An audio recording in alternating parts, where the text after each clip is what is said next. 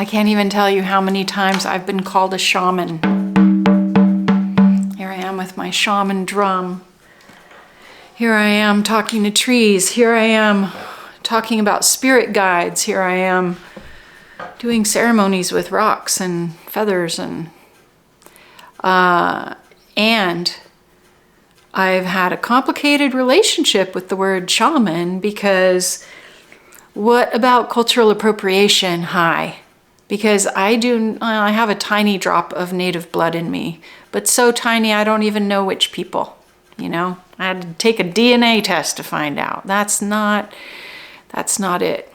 And so I don't claim that I am a Native American. I don't claim that I am of indigenous blood descent other than my European and African, Norse, traditions, which I've done my best to study and pull into my practice.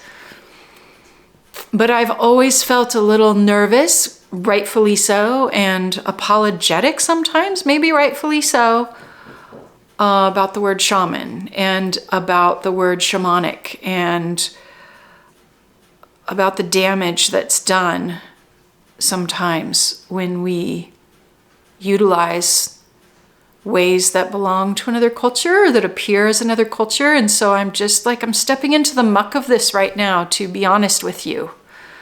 And I want to tell you a story that most people find amusing and telling about my development, and that a lot of people I think can relate to.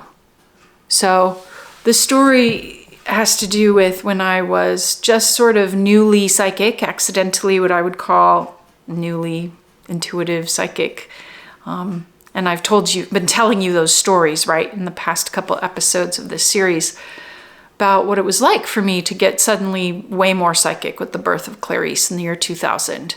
Well, I'd always had some interest, I suppose, in a lot of different mystery traditions, including Native American spirituality. I took a class at Stanford on Native American spirituality that gave kind of an overview of some of the different amazing tribes and traditions that exist in North America, and was fascinated. And my mom, actually in college, she told stories about the fact that she was in a club of powwow dancers, and she was a powwow dancer, white lady wearing a long black wig, wearing a dress, a fringe dress that she had made herself as her regalia, powwow regalia.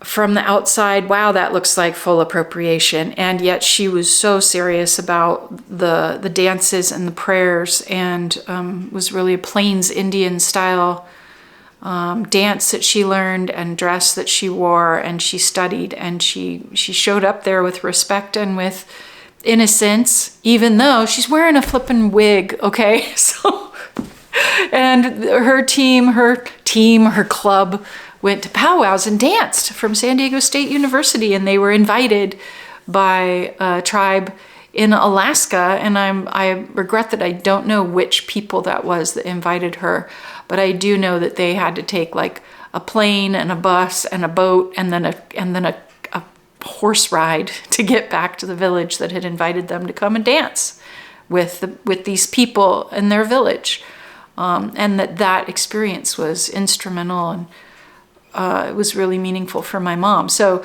hearing her tell those stories, and then as a little kid, I was in Indian maidens, again, full on appropriation, and yet it was like this club of mostly white kids who with one parent would go and learn about a native way to, we built cradle boards for our dolls. We, wove little baskets as best we could with palm fronds or something. And I can roll my eyes at that and say, woof, cultural appropriation. And at the same time, I can acknowledge that early in my life, maybe a seed was planted of this is a way to pray. In addition to my Catholic Christian way of approaching God, there's other ways to approach the spirit, the great creator that feel really natural and intrinsic. And of course, Of course they work. They all work. So it's just a little bit about, the seeds that were planted in the distant past. And yet nothing could prepare me or ready me for the level of earth wisdom symbology that erupted in my mind and in my imagination when I got accidentally psychic, because spirit came to me as, in the form of metaphors, personalities, aka spirit guides, and many of them looked to me to be native. In other words, they were wearing what looked like native dress, whether it was Native America or South America or Celtic. Like they were living, they looked like people living in deep touch with the land. And a lot of my visions were of ceremonies. And this is where the story erupts. Okay, are you ready? So I shared with you in the last episode of this series my relationship with drum journeying, and I would use the drum beat, and still do, to go into a visionary state. And sometimes in those visionary states, and also during my sleeping dream time, I would receive visions. And I would write about these visions on my blog.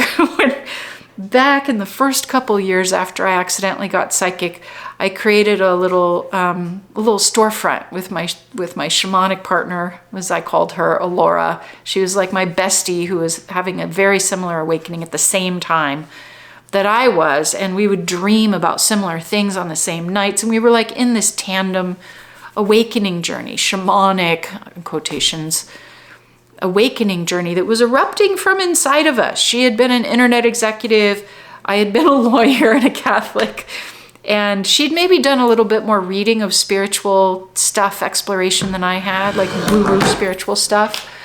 But I can just tell you that I was shocked to be so contacted and suddenly engulfed by a worldview that felt so animist, based in nature. All nature is sacred. The trees are guides. The wild animals are guides. Wisdom erupting from the earth itself.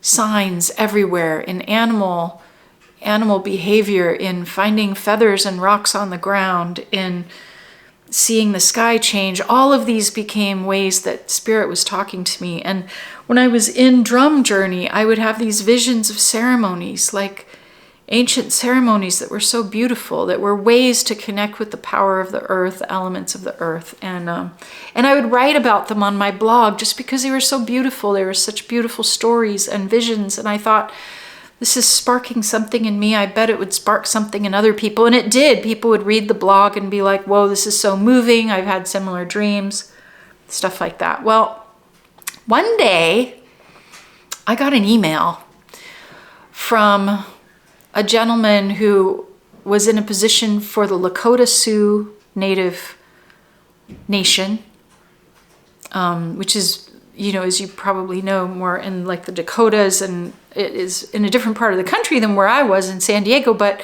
there was an office that they had established, somebody had established in LA to support the Lakota Sioux Nation in preserving its culture and protecting it from cultural appropriators like me. This guy wrote me an email.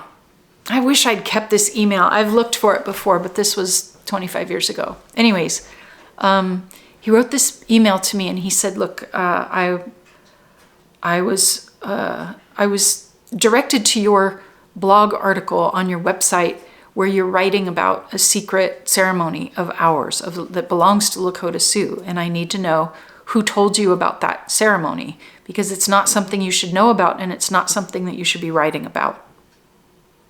And I was like, oh crap, what did I do? What happened? And I wrote back, innocently, naively, stupidly perhaps, wrote back and was like, which one? Like, because a lot of my blog articles were stories of ceremonies and I didn't know which one he was talking about. And that he didn't believe that I didn't know. And he said, I'm serious. I need to know who told you. And I said, I am so sorry. I've seen these things in my dreams. I've seen these things in journey time. It was my spirit guide who told me about this, you could say, I guess. She's the one who shows me things in my journey. He's like, who is your guide? And I think he thought I meant a human person. And I said, Buffalo Woman. She calls herself Buffalo Woman. I didn't know the story of White Calf Buffalo Woman and how she came to the Lakota Sioux and how she is their chief guide of their people. So I must have sounded like a real cultural appropriator when I said, Buffalo Woman's my guide, because he responded like, if you're talking about White Calf Buffalo Woman, she is our clan guide, and he basically accused me of being deeply disrespectful, deeply like wrong. And he said, you need to stop this immediately and make this right, or you're basically acting as an enemy of the Lakota Sioux Nation. And I just got, all the things that fragile white people do, right? When we're called out. I was offended, I was upset, I was sad, I was scared. I wanted desperately to defend myself.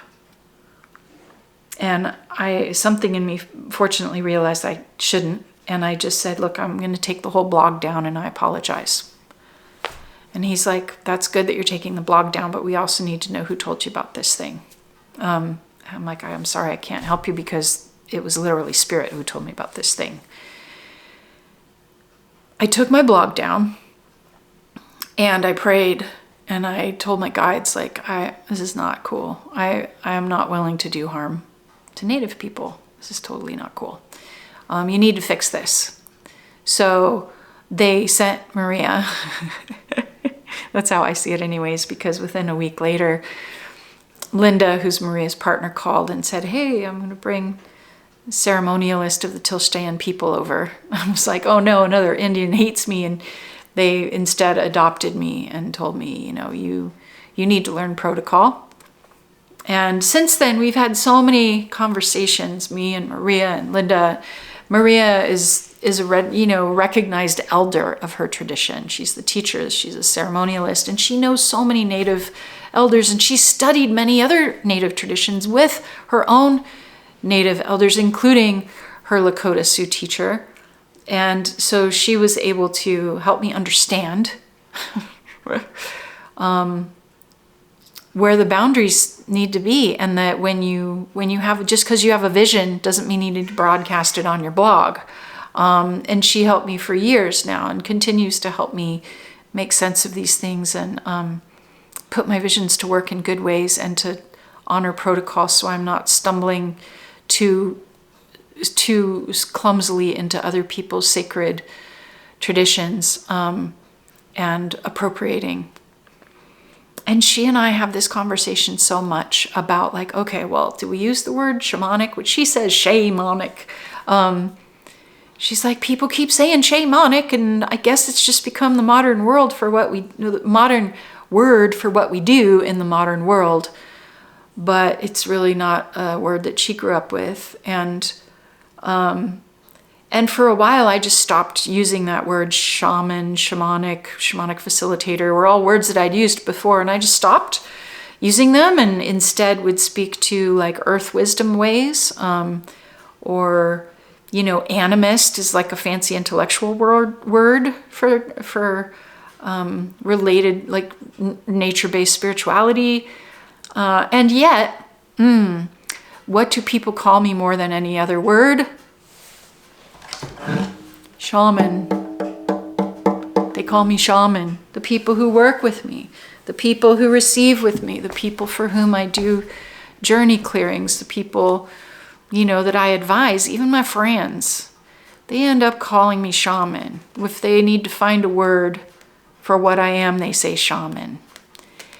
What do we do about that? What do we...